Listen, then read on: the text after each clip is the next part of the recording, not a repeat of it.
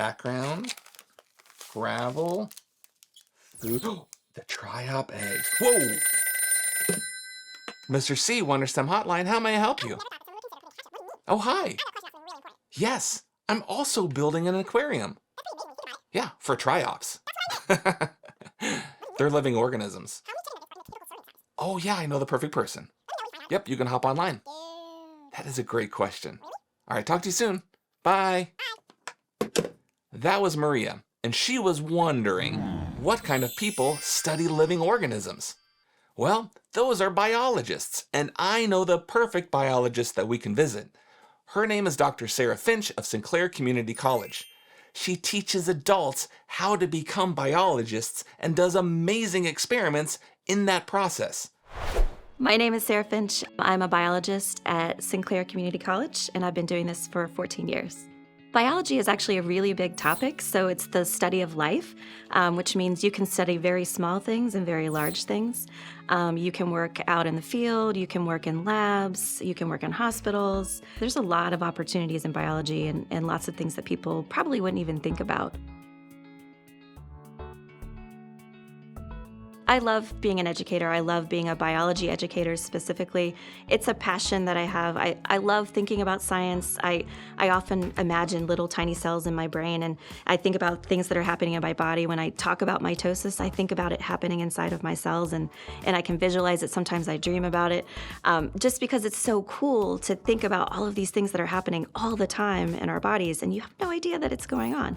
It's just remarkable, and that all of this is working together to keep you alive. So DNA is deoxyribonucleic acid. That's where the DNA comes in. And it is the source of life, essentially. So everything that's alive on the earth has DNA, and they all have 4 bases, 4 nucleotides, the A's, T's, C's, and G's you might have heard of. And you've seen probably on shows different codes of DNA. But everything that's alive has the DNA. The reason that everything is different than everything else is because those letters are arranged in different ways, which is really remarkable. So DNA is again, the source of everything. DNA goes on to make RNA. So RNA is ribonucleic acid. That's another nucleic acid, which is a molecule. And that's an intermediate type of molecule that will then go on to make the proteins.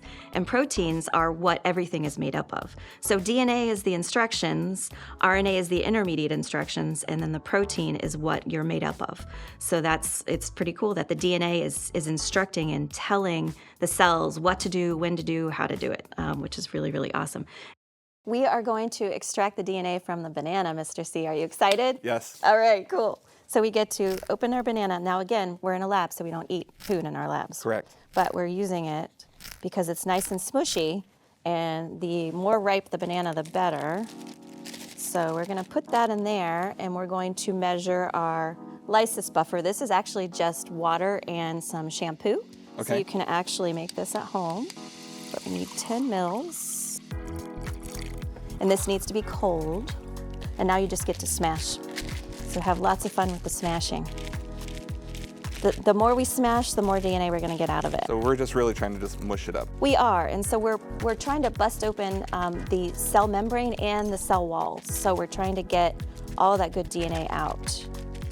And the shampoo is what's gonna help us do that. So the shampoo helps to break apart the phospholipid bilayer. Yeah. So now, do we just let this sit now for a couple we're gonna let minutes? it sit, yes. So we're gonna wait for, again, we're gonna keep the cell material on the top, the DNA is gonna strain through and going to be in the liquid on the bottom.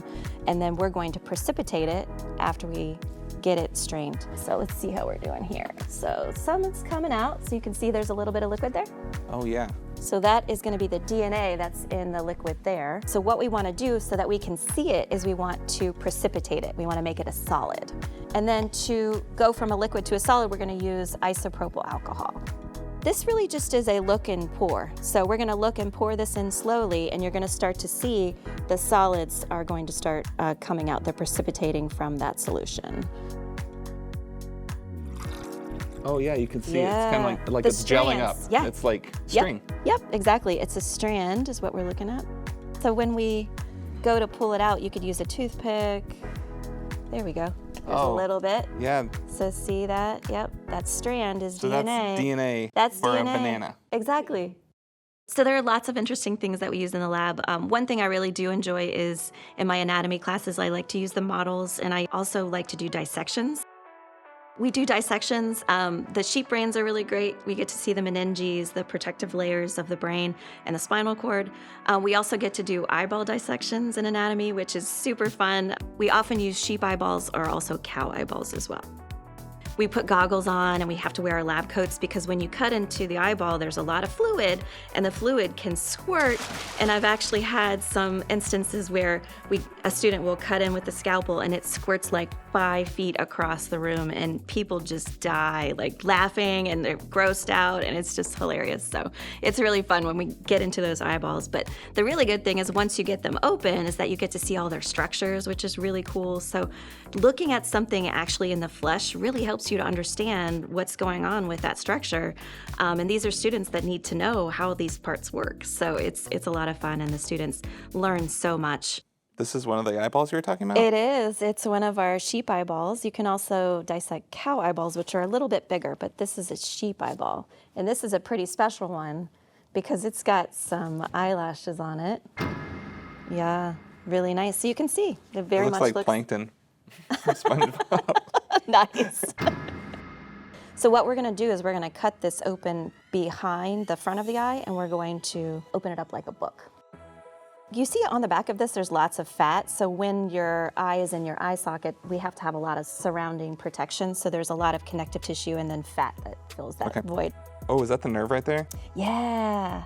And if you feel it with your finger, feel how rigid it is. Yeah, it's like firm. Yeah, yeah. Yep, that's the optic nerve. So that would go back to the sheep brain to send the signals that the eye is picking up, and then the brain perceives what it is to help the sheep know what it is seeing. Oh, this is so cool. I can see why you'd want to be a biologist. Yes. Get it? You see? Nice. I love those jokes. That's awesome. All right, so I'm going to go in like right about here. Like, yeah, that's good. It's really firm. I can feel it. It is, yep. Mm-hmm. Oh. Don't squirt at us.